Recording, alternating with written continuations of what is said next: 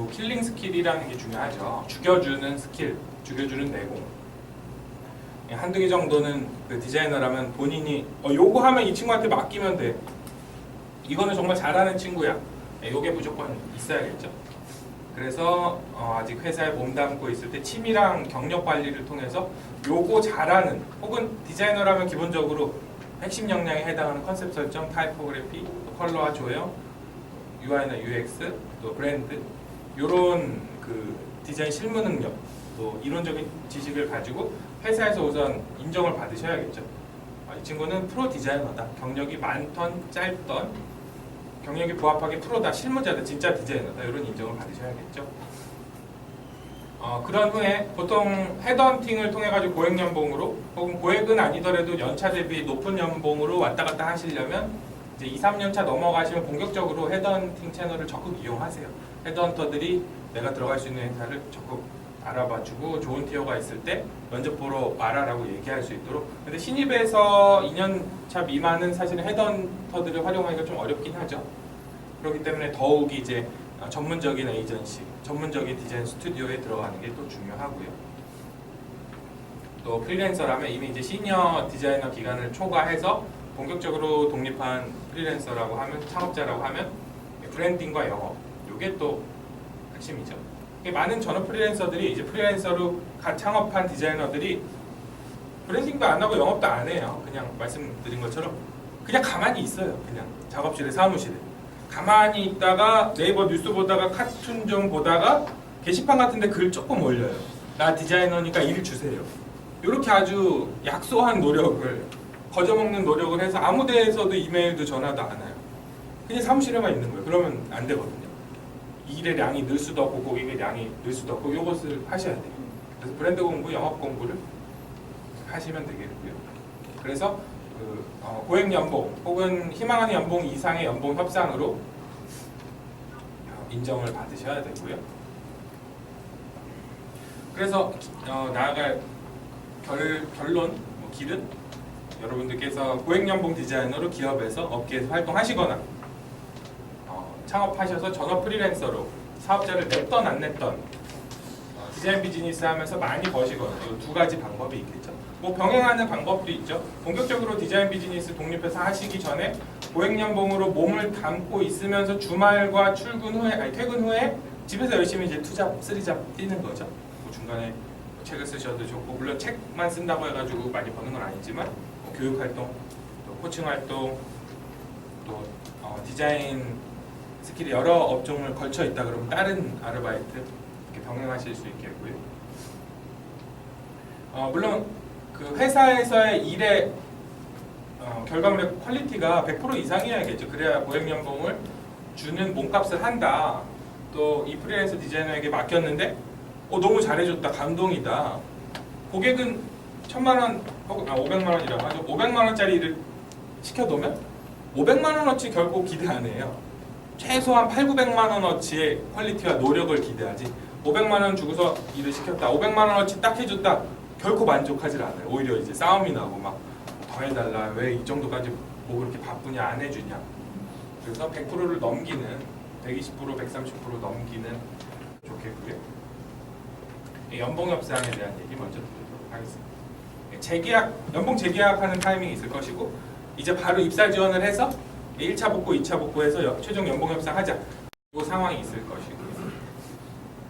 그런데 이렇게 재계약이든 재협상 상황이든 이제 입사 지원을 해서 최종격의 연봉 협의하고 출근 여부를 결정하자, 그런 상황이건 간에 중요한 것은 1차에서 그냥 네 그렇게 하겠습니다, 예 요렇게 출근하세요, 끝나는 건 안 좋아요. 2차, 3차, 4차는 좀 길긴 한데 튕겨가지고 다음번에 또 다음번에, 예를 들어서 홍길동이라고 하죠. 홍길동 디자이너 경력 7년차, 희망연봉 3,200 적고서 이제 최종 면접, 최종 연봉 협상에서 얼마 원하십니까? 이력서에는 3,200 써 있는데 이거 원하십니까? 예, 3,200 받고자 합니다. 그런데 회사에서는 좀 이 정도의 그 스펙과 내공의 다른 유사한 직급의 디자이너는 보통 2,800 수준으로 지금 지급이 되고 있는데, 괜찮으시면 2,800으로 수락하시고 다음 주 월요일부터 출근하시는 걸로 이렇게 인사 담당자가 얘기를 했다 쳐요. 그랬을 때 알겠습니다. 이게 아니라 거기서 오케이가 아니라 죄송하지만 그럼 제가 심사숙고 해보고 학자금 대주셔가지고 아직도 갖고 계신 부모님이랑 좀 상의를 해보고 다음 주 월요일 몇 시경에 전화를 좀 드려도 될까요? 이런 식으로 튕기셔야 돼요. 바로 한 번에 오케이 하시면 안 돼요. 미팅으로 협상하는 경우도 있고 전화로 하는 경우도 있죠. 그 상황에 따라서 2번, 3번, 4번 그래서 2,800과 3,200 사이 결국에는 3,000으로 최종 협의회가 조금씩 서로 양보하고 해가지고 들어간다든지 그렇게 돼야지 웬만하면 희망연봉에 거의 맞춰서 내 자신감 내가 이 회사보다는 더 좋은 회사 들어갈 수 있다라는 내 입지가 확실하면 더 베팅을 잘 하셔가지고 여러 번 튕기셔야 돼요. 또 연봉 재계약하실 때는 그냥 얼마 주세요. 그러면 그것을 바꾸자 하는 근거를 제시해보세요. 물어보죠. 그래야지 이제 인사 담당자도 우리 사장님이나 회장님한테 CEO한테 납득을 시킬 거 아니냐 이렇게 어렵게 얘기하면서 요새 회사에서 형편이 안 좋다 이렇게 얘기하면서 그랬을 때 들고 가시는 거예요. 1년간 노력하신 업데이트된 이력서 또 작업했던 포트폴리오 또 1년 동안 어디 교육 이수도 하셨어요. 공모전 출품해서 상도 받으셨어요. 자원봉사도 부지런히 다니셨어요. 개인 아트워크에서 스킬업 하셨어요. 이런 것들을 서류로 만드셔가지고 준비하셔서 가시는 거예요. 얼마 받고자 하느냐 이거 받고 싶습니다. 근거 제시해봐라. 예 여기 있습니다. 발표하시는 거예요. 그래야지 그렇구나 노력해보자 협의해보자 이렇게 되는 거죠. 주도권을 지닌 사람의 입장 즉 회사 입장, 갑 입장에서는 사실은 아주 계산기처럼 냉정하게만큼 여러분들의 몸값을 그냥 알고 있거든요. 왜냐? 좋은 회사일수록 또 인사 담당 경험이 많은 관리자일수록 여러분은 홍길동 씨는 나이 경력 고려했을 때 몇 년 차인데 이 몇 년 차에 홍길동 씨는 연봉 얼마 주면 돼 이게 그냥 나와 있어요. 이 수많은 경험을 통해서 그리고 몇백 명에서 몇천 명 이렇게 지원한 평균 수준을 볼 때 이 친구는 얼마 주면 우리 회사에 있겠다 없겠다 그냥 답이 나와 있어요. 근데 조언을 안 받는 그 홍길동 디자이너는 내가 이게 이 정도 연봉을 받아도 되는 건지 아닌 건지 어디 가면 이게 너무 높다 그러고 어디는 맞춰줄 것 같고 이게 헷갈리네. 그렇게 돼서는 안 되고요. 여러분들께서도 내가 얼마짜리인지 명확히 알고 있어야 된다는 거죠. 그래서 이 홍길동이라는 디자이너는 우리 회사가 아니라 다른 회사에서 얼마 받겠다. 요거를 여러분 연봉에 대해서 상의하는 그분은 명확히 알고 있다는 거예요. 여러분들께서도 명확히 조언 받으셔서 진단 받으셔가지고 알고 계신 다음에 업그레이드 하셔가지고 실력 스킬업 하셔가지고 최대한 많이 받을 수 있도록 노력을 해야 돼요. 그래서 여기서도 역시나 이제 현실 부정이 아니라 현실을 자각하는 상태로 빨리 전환을 하시는 게 좋고요.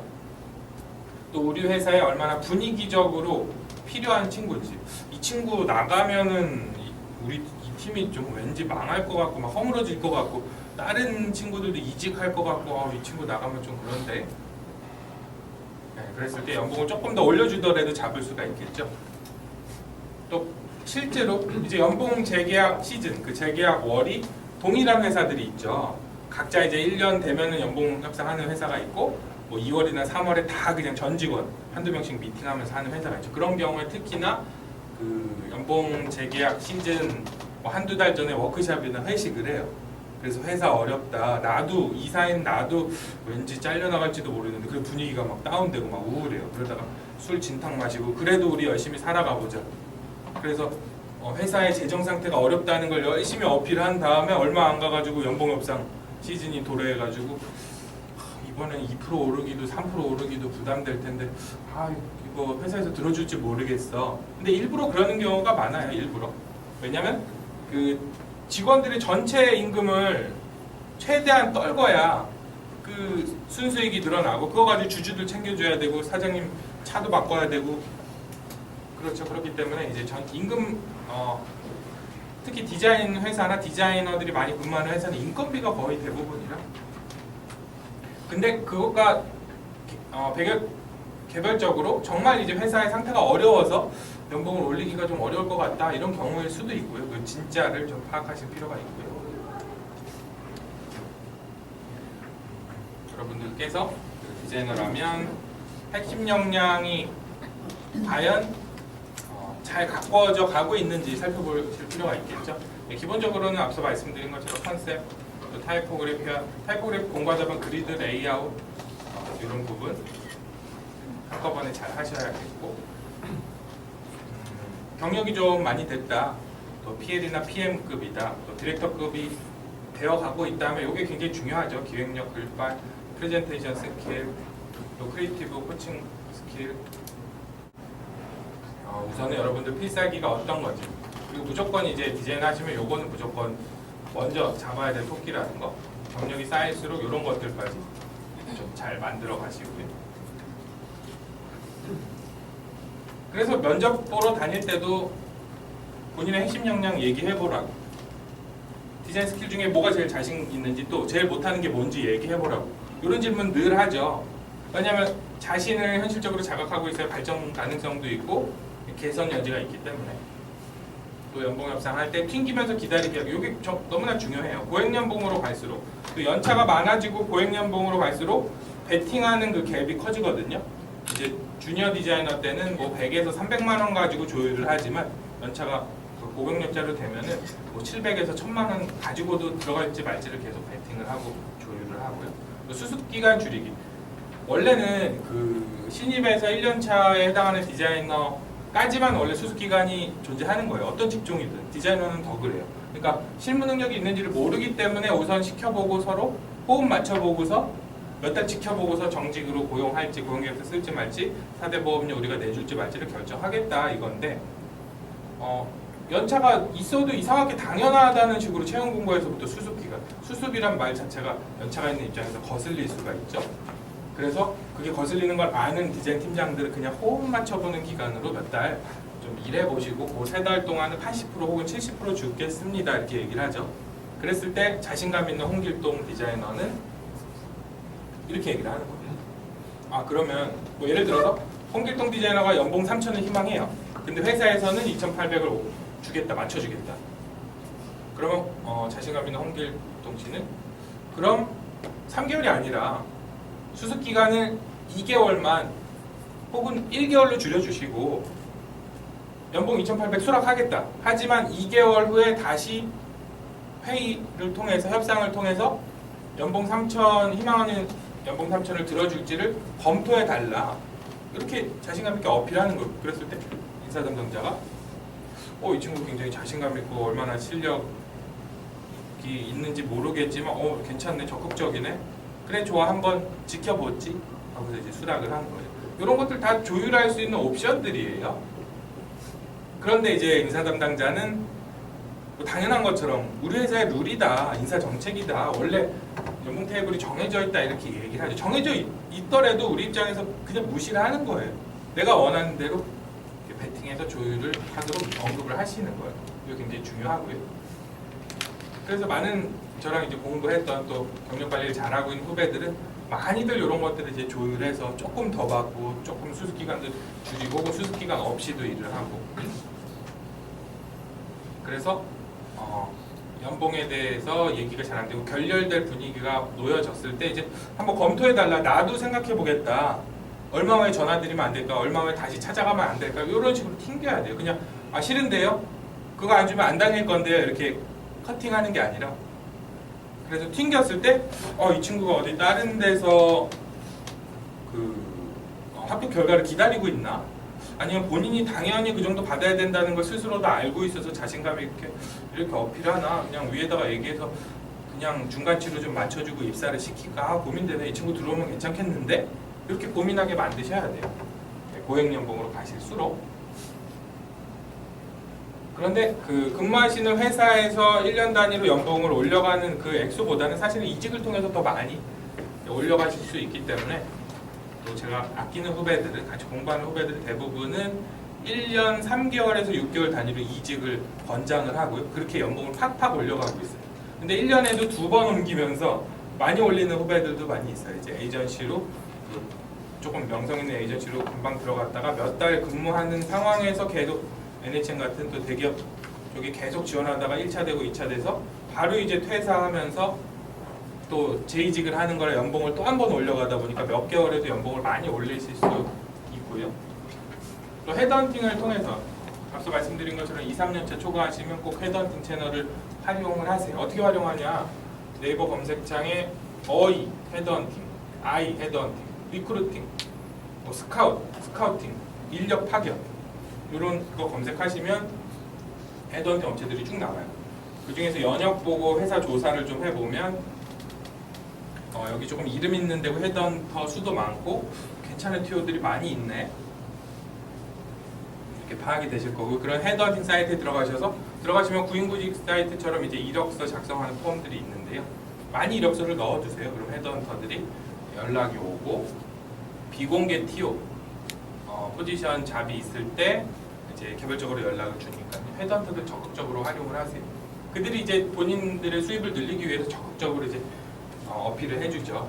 또 연봉에 대한 컨설팅도 헤드헌터들이 그 조언자가 돼서 잘 해주고요. 물론 헤드헌터 나름이지만 사실은 직장 근무보다는 2배, 3배 혹은 10배 이상 벌 수가 있죠. 창업. 웬만하면은 이제 무료 사무실, 공동 작업실, 강남이고 분당이고 뭐 건대 쪽이고 많죠 요새. 월 뭐 15만 원짜리, 30만 원짜리 이런 거 얻어서 하세요. 이게 집에서 하면 뭐 개인의 성향의 자기 관리의 그 퀄리티에 따른 차이가 있지만 루즈해지니까 좀 하다가 일하다가 자고 영화 보고 게임하고 그러다가 부모님이 좀 갈궈서 나가서 좀 일해라 뭐하냐 지금 백수냐 백조냐 이렇게 욕 먹으면 좀 자극이 돼가지고 나가서 커피숍에서 좀 노트북 가지고 작업을 하다가 그러다 보니까 이제 공동 작업실이나 정말 저렴한 사무실 얻으셔서 시작하시는 게 좋아요. 잘 될 것 같아서 인테리어도 막 좀 투자하고 주차도 되는 좋은 역세권의 사무실을 얻어봤자 전화 한 통도 안 오는데 처음에 의미가 없어요. 정말 바로 나올 수 있는, 정리할 수 있는, 투자를 적게 하는 창업을 하시더라도 그렇게 하시고요. 동업은 하지 마세요. 동업은 프로들이 하는 거고 동업 경험이 많은 협업하세요. 콜라보레이션 하세요. 동업과 협업의 차이는 동업은 같이 열심히 일해가지고 돈을 나눠 갖는 거죠. 근데 좀 지나면 너는 열심히 일하고 나는 놀고 싶다. 막 이런 네가 나보다 적게 일하는데 돈은 많이 막 이렇게 싸워요. 서로 가족들 사이에. 근데 협업은 이제 같이 필요한 부분을 긁어줄 수 있는 파트너를 구해서 돈 주고 일 시키는 거예요. 100만 원치 일을 80만 원에 제발 좀 해줄 수 없을까? 이렇게 돈 주고 일 시키고 끝나는 거. 그래서 깔끔하죠. 문제가 안 생기고. 여하튼 그렇고 회사에서 150% 정도를 6개월, 자신이 있으시면 3, 4개월 꾸준히 버시는 경험을 하시면 이제 그때 독립하시는 거예요. 그러기 전에 그냥 경력 있고 실력 있다고 자신감에 차서 덜컥 회사를 박차고 나와가지고 프리랜서 활동하면은 역시 아무 데서나 전화도 안 오고 누가 일을 막 꾸준히 주는 것도 아니고 힘들다 보니까 한 몇 달 일하다가 다시 이제 회사로 컴백하죠. 이 정도 꾸준히 벌게 되면 그때 이제 내가 회사에서 버는 거 추가로 150% 정도 300만 원 번다 치면은 450만 원을 별도로 벌 수 있는 상황이 되면 내가 순수하게 이제 마케팅하고 소개받고 노력해가지고 그 상황에서 전업 프리랜서로 활동하시고요. 사업자 내는 거 그냥 세무서 가서 내면 되니까 세금계산서 발행해달라.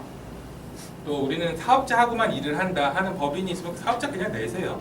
근데 뭐 세금 관계 때문에 뭐 괜히 세금 많이 낼까봐 뭐 복잡할까봐 피곤할까봐 사업자 안 내는 고민해서 사업자 낼까 말까 고민 중입니다. 이렇게 토로하는 분이 있는데요. 그냥 내시고 많이 세금 낼 수 있게끔 일을 하는 거예요. 엄청 많이 벌어서 엄청 많이 내서 이제 국가가 우리에게 해주는 거 아무것도 없지만 그냥 국가에게 우리는 헌신하게 세금 막 내고 그 정도 벌 정도로 사실은 일하면 좋은데 그 정도는 사실은 어려워요. 그러니까 세금도 별로 내지도 않고요. 내도 그렇게 귀찮지도 않고. 근데 이제 세금계산서 발행할 일도 없고 달라는 사람도 없고 뭐 그냥 법인이 나한테 일을 맡기더라도 그냥 원천징수하면서 그냥 아르바이트 형식으로 계약이 가능하다 하면은 굳이 사업자 안 내셔도 되고요. 내셔도 안 내셔도 크게 무방하나 조금 돈이 벌릴만 하면 또 큰 그 몇백 수준이 아니라 이제 뭐 7, 800 이상 1000만 원 초과하면 분명 사업자여야 된다. 그리고 개인 사업자 불안한데 법인 계약을 우리는 해야 되는데 막 이렇게 나오거든요, 기업들이. 그때 되면 이제 사업자 바로 내시고요.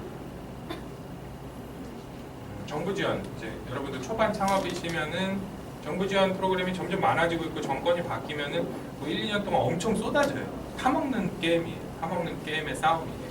지금도 이제 지원받을 수 있는 프로그램들이 많으니까요. 애써 내 돈 많이 줘가면서 창업하지 마시고요. 그렇고 이제 유망한 분야.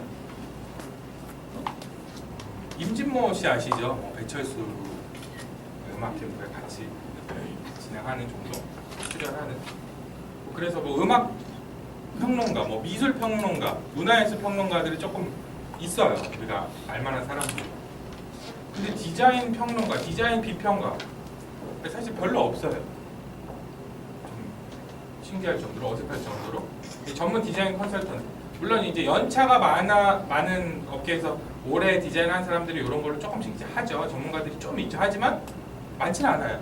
여러분들께서 향후 5년 후에 혹은 10년 후, 15년 후에 이런 것들 다 여러분들이 벌 수 있는 그 기회이자 그 직함이에요. 여러분들 명함에 적히게 돼요. 지금부터 공부하셔가지고 준비하셔가지고 디자인 교육자 사실 별로 없어요. 뭐 안상수 교수님 같은 대단한 교육자들 얼마 없어요. 물론 이제 학교에 있죠. 학교에서만. 저같이 예를 들어서 대안교육 활동하고 있는 실무자 출신의 실무도 이론도 마인드도 교육하는 디자인 교육자들 거의 없는 것 같아요. 꾸준히 하는. 그래서 서브 수입으로 벌고 또 보람도 느끼고 후배 양성도 하는, 그냥 좀 실력이 좋아져서 업계에서 오래 일을 하다 보니까 가끔 이제 세미나 정도 하는 디자이너들은 좀 있는데, 꾸준히 전업 디자인 교육자라고 할 만한 교육자들은 학교 교수님 외에는, 그리고 학교 교수님들 대부분은 이제 유학파 출신이죠. 이론적으로만 공부를 주로 해가지고 강단에 서기 위해서 나 교수야, 어디대 교수야, 이런 타이틀로 활동하시는 분들이 아직까지는 대부분이라, 여하튼 여러분들께서 지금은 아니라 한다 치더라도 향후 몇 년 후에 혹은 꾸준히 공부해서 예를 들어서 6개월 후 여러분들께 이제 비싼 렌즈 주고 비싼 캐논 최신 카메라 주고 뭐 호리즌 주고 스튜디오 차려주고 잘 찍어주세요. 이렇게 미션을 줬다 쳐요.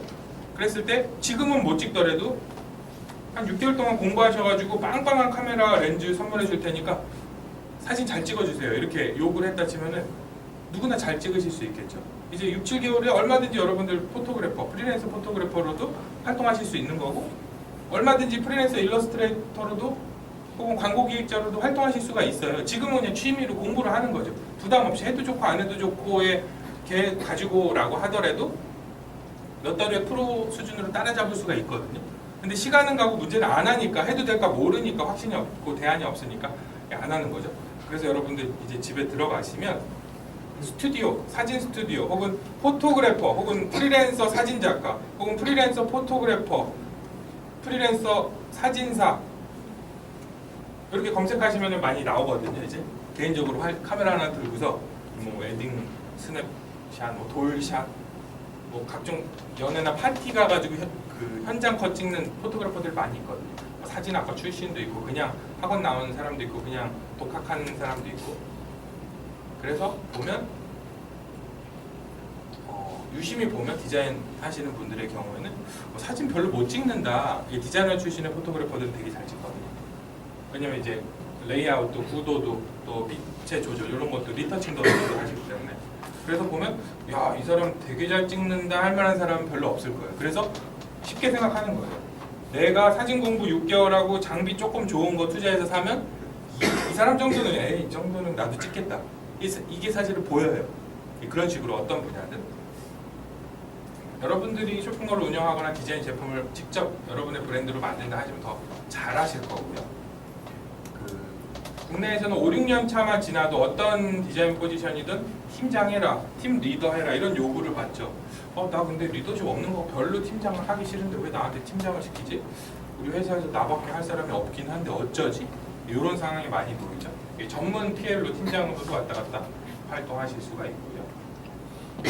저 같은 경우도 관공서 프로젝트는 거의 이제 작업할 때 PM으로 계약을 통해 가지고 들어갔다 나왔다 몇 달짜리 단기 프로젝트 팀장으로 일을 많이 했었어요. 전문 팀장들이 별로 없다 보니까. 그래서 여러분들 향후에 내가 이런 거 조금 공부해가지고 6개월 후, 뭐 1, 2년 후 벌 수 있을까? 벌 수 있어요. 꾸준히만 이제 심으시면. 그래서 서브 자 만들어 가시면 좋겠고요. 물론 이제 저의 경우에는 이거 왜 화살표 파기여서 제가 화살표 넣어놨나요? 이거 전에도 있었는데 빼질 않아요. 화살표 보죠. 이해를 못하겠네요.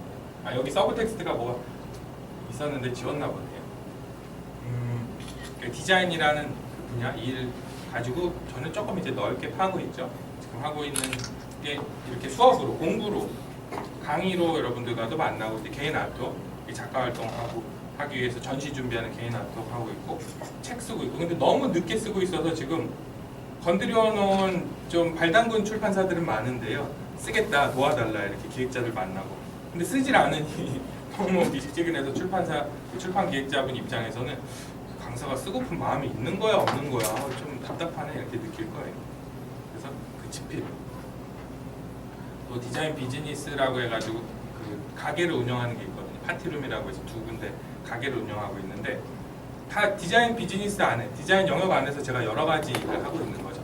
그래서 여기서 수입이 적을 때는 여기서 좀 퍼오고 여기서 수입이 적을 때는 여기서 좀 충당하는 식으로 그래서 그 분야를 아예 바꿔버리는 게 아니라 업직종 전환을 하는 게 아니라 조금 넓게 다양하게 파시면 여러분들 좀 수월하다는 점. 그래서 어릴 때 일러스트레이터가 혹은 서양화가가 꿈이었어요. 근데 내가 디자인만 하고 디자인으로 그래도 벌어와서 그냥 꿈을 쟁여놨다면 이제부터 틈틈이 작업하셔가지고 시대가 바뀌었거든요. 작가 겸 디자이너로 일러스트레이터 겸 디자이너로 얼마든지 활동하실 수가 있으니까 그 시간에 심으시길 바라고요. 그리고 공부해 볼 기회, 덥석 모시는 거죠. 요런 작업, 내가 아직은 못하는 작업이지만 아르바이트 공고가 떴어요. 좀 주니어 스킬러를 필요로 하는 뭐 사진 촬영해서 약간의 리터칭하는 아르바이트 이런 게 있다 그러면 지금 사진 공부하면서 그런 아르바이트를 조금 해보시면서 기회를 만드시는 거죠. 네, 다음으로 넘어가서 여러분들께서 선물을 되게 상큼하게 선물의 기술을 잘 활용하실 필요가 있으세요.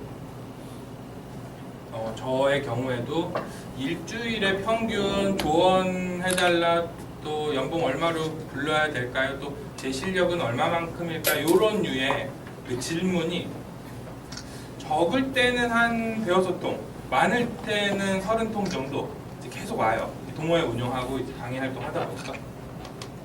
그러고 그 중에 일주일에 2-3분, 적을 때는 많을 때는 4-5분 그래서 무료 전화 통화를 길게 하는 경우 또 유료로 코칭 2-3시간씩 미팅하는 경우 1시간 정도 짧게 그냥 차 한잔 하는 경우 이렇게 빈번히 만나거든요. 그래서 만나러 나갔어요. 나갔는데 맛있는 빵, 또 좀 디자인이 좋은 노트 이렇게 선물을 준비해 왔다 쳐요. 그러면 제가 하나라도 더 너무 고마워가지고 이렇게 좋으신 분이 하면서 더 챙겨드리거든요. 마찬가지예요. 어떤 고객을 만나더라도 먼저 선물을 하고 여러분 100만원짜리 일이던 1000만원짜리 일이던 2%에서 3% 많게는 5%는 무조건 캐시백 무조건 보상을 돌려주는 거를 습관처럼 하세요. 예를 들어서 500만원짜리 일을 수주했으면 250 착수금, 250 잔금 받으시겠죠? 250만원 착수금이 찍히고 하루 이틀 내에 그것의 3%, 5%니까 1-20만원도 좋고 2-30만원도 좋고 무조건 돌려준다라는 생각으로 꼭 보상을 하세요. 보답을 하세요. 담당자한테 내가 일을 수주할 수 있도록 만들어준 담당자에게만 주는 경우도 있고요. 저 같은 경우 담당자에게도 주고 상큼한 선물로 그냥 10만원 띡, 20만원 띡이 아니라 물론 이제 돈을 밝히는 담당자도 가끔은 있어요. 그런 경우에는 고민을 좀 하죠. 현금을 줄까, 백화점 상품권을 줄까. 여하튼 그 담당자에게만 주는 경우 있고 사장님과 담당자에게 각각 크로스로 주는 경우가 있고 그랬을 때 이 친구 태도가 됐다. 저한테 일을 주셔서 감사해가지고 돌려드립니다. 잔금 받으면 또 역시나 돌려드리는 거예요. 그랬을 때 다른 프리랜서들은 안 하거든요. 선물이고 캐시백이고 없어요. 90%가. 근데 하동욱 씨한테 일을 시키면 일도 잘해줄 뿐더러 고맙다고 선물도 주고 우리 가족을 생각한, 우리 직원을 생각한, 나를 생각한 이런 특별한 선물을 주네. 좀 필살기로 써먹으시고요. 또 저는 고객 미팅할 때 쓸데없는 얘기 거의 안 해요. 불필요한 막 아부성, 오그라드는 말들 애써 하질 않아요. 하지만 이제 좀 뭐랄까 매너 있게 대하다가 아주 드물게 이제 고마움을 표현을 하고 이제 그야말로 이제 절제된 칭찬 이런 멘트를 종종 하고요. 그리고 클라이언트한테도 필요에 따라서는 좀 쉬운 부탁, 해줄 수 있는 부탁을 좀 하는 거예요. 그렇게 하고서 내가 이제 보상을 하는 거죠. 나를 도와준 부분에 대해서, 나를 컨설팅해준 부분에 대해서 내가 고마워하고, 그래서 상호 도움을 주고받는 입장이 되면 인맥으로 발전시켜 나갈 수가 있고요. 그래서 여러분들 건너 소개를 받으셨거나 그 나를 먼저 그 프로필을 보고서 컨택을 해줬다 그러면은 바로 얘 일합시다 여기 땅 하는 것도 좋지만 이분이 굉장히 뭔가 그 분야에서는 나름 저명 인사고 VIP가 되겠다라는 감이 잡히면 처음부터 덥석 일하고 싶습니다 꼭 이렇게 적극적으로 어필하기보다는 실례지만 제가 이번 달은 너무나 바빠서 그 다음 달부터 미팅이랑 디자인 서비스가 가능하기 때문에 죄송하지만 이번 달에는 필요한 뭐 견적이라든가 조언이라든가 컨설팅은 충분히 해드릴 수 있고 지금은 같이 일해드리기는 조금 어려울 것 같습니다. 죄송합니다 하고서 이렇게 한 템포 좀 거리를 유지를 하는 거죠. 그게 필요할 때도 있어요. 그래서 어느 정도의 기본적인 관계를 형성한 후에 약소한 서비스를 제공한 후에 이제 큰 프로젝트로 수주를 늘리는 게 좋은데 많은 프리랜서들이 작업을 하고서 계약을 하고 진행을 완벽하게 깔끔하게 못 해주고서 이제 욕먹고 싸우면서 끝내는 경우가 되게 많아요. 그래서 잔금을 못 받았다고 막 하소연 게시판에 올리죠. 알고 보면 본인이 문제가 많아가지고 잔금을 못 받는 경우도 많고 중간에 이제 커뮤니케이션 미스가 너무 많아가지고 이 친구는 전문가는 아니겠구나. 우리 회사에서 애써 이제 프리랜서 구해가지고 돈 주고 일 시키는데 왜 이렇게 일을 책임감 있게 못하지? 회사 입장에서도 클라이언트 입장에서도 짜증이 나가지고 한번 일하고 무조건 다시 안 만나는 계속 연쇄 오더가 나오지 않는 프리랜서들이 굉장히 많아요. 본인이 문제가 있는데 왜 클라이언트는 갑은 늘 이렇게 버릇이 없을까? 왜 이렇게 짤까? 착각하고 있는 프리랜서들이 사실은 많아요. 근데 하나의 작은 일을 처리하더라도 완벽하게 감동받을 정도로 잘 서비스해주고 또 작업이 끝나면 고맙다고 또 선물도 해주고 또 찾아오고 그래서 계속 고객의 지갑을 계속 열 수 있는 상태로 여러분들께서 만드실 수가 있어야 되고 미팅하시게 되면은 처음에 썰렁하고 적적할 때 이상한 분위기일 때 정말 다반사죠. 그래서 계획적으로 좀 움직이실 필요가 있으세요. 그 재미난 이야기도 좀 준비를 해 가시고요. 지금은 별그대 도민준 얘기하면 지금 조금은 지나갔지만 그때 당시에는 그런 천송이 얘기를 하는 것도 괜찮겠고 소품, 패션, 필기구 이런 것만 보더라도 사실은 계약의 단가가 사실 차이가 발생해요. 저 같은 경우 좀 임팩트 있는 경험 한 가지가 거기는 컨벤션 기획하는 업체였어요. 그래서 90%가 여직원들이었고 늘 정장을 입어요. 근무를 할 때. 보통 캐주얼한 옷으로 막 섞여서 근무하는 회사도 있지만 거기는 늘 되게 차려입고 근무를 해요. 원래 컨벤션 기획을 하고 진행하는 업체들이라 그리고 은근히 보수적이에요. CEO도 여성 CEO였는데 그래서 저도 처음 미팅에 이제 차려입고 신경 써서 가서 이제 계약을 수주를 했고요. 그리고 저는 이러면 안 되지만 그 착수금 들어오면 이제 계약이 성사가 되면 그 다음에는 편하게 가요. 모자는 안 쓰더라도 그야말로 이런 운동화 또 면바지도 잘 입고 들어가요. 근데 두 번째 이제 본격적으로 작업하기 위해서 회의하러 두 번째 미팅할 때 그날 또 굉장히 엄청 귀찮았어요. 그래서 착수금도 입금됐겠다. 이제 착수금 입금되고 다음날 그 회의하러 가는 길에 어떻게 입을까? 내가 오늘 그야말로 원래 내 스타일대로 편하게 입자 하고서 그 운동화에 추리닝 위에만 약간 남방 같은 걸 입고서 그 문이 열리죠. 딱 들어가자마자 그 프론트에 직원이 있거든요. 여직원 두 분이 있는데 쳐다보지도 않아요. 잡상인 출입 금지입니다. 문이 다 열려서 들어가기도 전에 한 발짝 잡상인 이렇게 바로 잡상인 출입 금지입니다. 쳐다보지도 않고 위아래로 쓱 스캐닝하면서 그래서 아니 저기 아니 저는 디자인 아니 저는 하동 딱 얘기하기도 전에 들어오시면 안 됩니다. 들어오시면 안 됩니다. 커팅을 하는 거예요. 그래서 그러다가 이제 그 저랑 계약하신 주선했던 담당자가 나오면서 하동욱 씨 왜 여기 이러고 서 있으세요? 그리고 그분도 역시 저를 위아래 이렇게 훑죠. 왜 이렇게 하고 왔지? 말은 안 하지만 하여튼 특히나 이제 첫 미팅, 또 중요한 미팅 때는 의상 소품 이런 걸 가지고도 그들이 나를 평가를 하죠. 이 친구 프로다 아니다. 너무 이제 굶주려가지고 어떻게든 일을 따러 다니는 친구다 이렇게 판단을 하기 때문에 신경을 좀 몇 벌 저렴한 걸로 좀 디자인틱한 걸로 뽑아두실 필요가 있고요. 미팅 때는 늘 준비된 미팅 하셔야 되는데요. 그 준비된 미팅 때 어떤 이야기를 하고 나올지 어떤 임팩트로 각인을 시킬지를 계산을 하고서 움직이셔야 돼요. 한 번 미팅을 하시더라도 그냥 편하게 만나가지고 들어보고 그냥 온다 이게 아니라 이런 책들 보시면 좀 도움이 되실 것 같고요. 이런 책들이 웬만한 그 팁들 많이 있으니까 적극 활용을 하세요. 많이 활용을 안 하셔가지고 남들 다 이렇게 인맥 형성하고 있는데 나만 몰라서 어색하게 움직이시면 안 되겠고요. 이런 책들을 읽어보면 이런 것들이 좀 많이 등장을 해요. 하지만 많은 그 자영업자들 또 프리랜서들이 실천은 안 한다는 거, 실천을 해야지 결과로 이어진다는 거.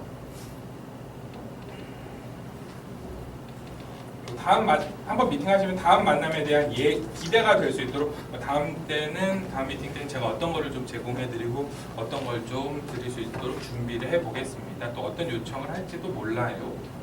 이런 식으로 필요한 정보를 넉넉히 주는. 여러분 견적 내는 거를요 15, 20분 길게는 3, 40분에 무조건 바로바로 내실 수가 있어야 돼요. 어떤 프리랜서들 견적 내달라고 하면은 엄청 고민해가지고 막 너무 정확히 내려고 막 진땀 빼면서 어려워하는 경우가 있는데 계약이 될 수도 있고 안 될 수도 있는 거라 큰 거든 작은 거든 견적은 그냥 바로바로 쏘세요. 정말 비용을 딱 픽스하기 어려우면 미니멈 맥시멈 300에서 400도 좋고 500에서 700도 좋고 그래서 왜 이렇게 차이가 나냐면 난이도에 따라서 기간에 따라서 기술에 따라 차이 있다. 아니면 구체적으로 기획서를 준비를 해주시면 더 구체적인 견적을 드리겠다. 그리고 여러분 미팅 위크나 미팅 데이 예를 들어서 일주일에 월수금은 나는 무조건 밖으로 나가서 영업한다, 미팅한다 이런 식으로 정하셔야 돼요. 그냥 작업실에서만 사무실에서만 있어봤자 수주가 안 돼요. 인맥이 늘 수가 없어요. 아니면 월 화요일만 무조건 나간다거나 주간엔 나갔다가 루즈해질 수 있으니까 오후 이후에 점심 먹고는 무조건 사무실에서 일한다 이런 식으로 하거나 여러분 독립해서 활동하실 때는 무조건 그래서 4주에 60명에서 100명 또 많은 거 맞죠? 이거 많은 숫자가 아니에요. 특히 주말에 동호회 한번 나가면 로고 세상 같은 경우는 150명, 120명씩 오거든요. 명함 이렇게 박스로 들고 가셔야 돼요. 명함 다 털려요. 그리고 되게 많은 명함을 들고 와가지고 많이 연락할 수가 있거든요. 부지런히 다니시면은 3, 4주 동안에도 4, 50명 이상 많은 분들을 만나실 수가 있어요. 물론 만나기 전에 이제 계속 사무실에서 이메일도 보내고 동호회 가입해서 여기 매니저가 누구고 멤버들이 누구고 쪽지도 보내고 댓글도 달고 이메일 보내면서 댓글 달았던 누구입니다. 조언 드렸던 누구입니다. 이렇게 이메일 보고 연락처 공유하고 이렇게 사전 작업이 필요하죠. 미팅하기 앞서. 그래서 많이 만나면서 결국에는 여러분들의 그 주소록, 핸드폰의 주소록에는 저는 VIP 고객은 V가 붙고요. 블랙리스트, 블랙 고객은 B가 붙어요. 가끔 이제 클라이언트한테 이제 화장실 갔다가 왜 제 이름에 B가 무슨 뜻이지? 이 베스트 프렌드라고 이게 제가 오해를 산 적이 있는데 친구들한테도 좀 마음에 안 들면 B를 붙이거든요. 그리고 저는 B를 이름 앞에 이니셜을 붙이고 나서 3주가 지나기 전에 지워요, 연락처를. 그래서 미안해지는 경우가 생겨요. 종종 갑자기 연락 오거나 문자 오면 실례지만 누구신지 제가 답장을 보내면 하동욱 씨 저를 지웠나요? 막 이렇게 오기 때문에 여하튼 등급을 나눠서 여러분들 매니징 하셔야 돼요. 일반 고객은 그냥 아무것도 안 붙고요. 미래 예비 고객은 퓨처 F가 붙어요. 몇 달 후에는 같이 일을 할 거다. 나한테 결제를 할 거다라는 고객. 그래서 나눠서 그 관리를 계속 하셔야 돼요. 계속 만나다 보면 이 사람은 블랙이구나, 이 사람은 VVIP겠구나 감이 오죠. 저의 VIP 고객의 그 기준은 결제 약속을 확실히 빨리 지키는 사람, 다음 주 월요일까지 자료 주겠다 하면 다음 주 월요일에 이메일이 도착한 사람, 바로 V가 붙어요. 근데 약속 2번 어기면 저는 B를 붙이거든요. 그랬다가 다음 약속 때 만회했어요. 그럼 B를 다시 지워요. 이렇게 B가 붙었다가 떨어졌다가 막 이런 왔다 갔다 하는 분들이 가끔 있어요. 그래서 그 질긴 인연이 몇 년째 일반 고객으로 계속 유지되는 분도 있고, 한 번이라고서 제가 커팅하는 고객도 있고. 근데 이렇게 커팅할 사람 커팅하고 신경 쓸 사람 더 차별 대우하면서 돈으로 우리를 차별 대우하기 때문에 우리는 서비스로 차별 대우를 해줘야 돼요. 100만 원 주고 일 시키는 사람이랑 또 1000만 원 주고 일 시키는 사람, 나를 신뢰하는 깊이가 다르기 때문에 더 잘해줘야 되는 거예요. 물론 그게 마음처럼 쉽게 디자인할 때는 우리가 너무 순수하고 열정이 있어서 100만 원짜리도 1000만 원 같이 해주고는 하죠. 하지만 차이를 두셔야 된다는 거죠. 이 친구 뒤에 철인 28호가 있다는 걸 모르고 까불고 있죠. 나중에 혼날지도 모르는데 같이 놀아줘야 되는데 안 놀아주고 있죠. 마치 뒤에 무언가 훌륭한 내공이 또 든든한 백이 있는 것처럼 여러분들 포스 있게 활동하실 필요가 있어요. 설사 이제 주머니 사정이 좀 안 좋더라도 여유 있는 연기를 하시면서 클라이언트들을 만나시되 한두 병 만나가지고 기대하면은 이게 벌이가 쉽지가 않기 때문에 많이 만나시라는 거죠. 발품할 수가 있으니까. 그래서 사업을 꼭 하세요. 그래서 사업을 하시기 전에, 본격적으로 하시기 전에 이렇게 생각을 해야 돼요. 한두 번 사업해가지고 당연히 성공하겠지, 로또 맞겠지, 대박 맞겠지.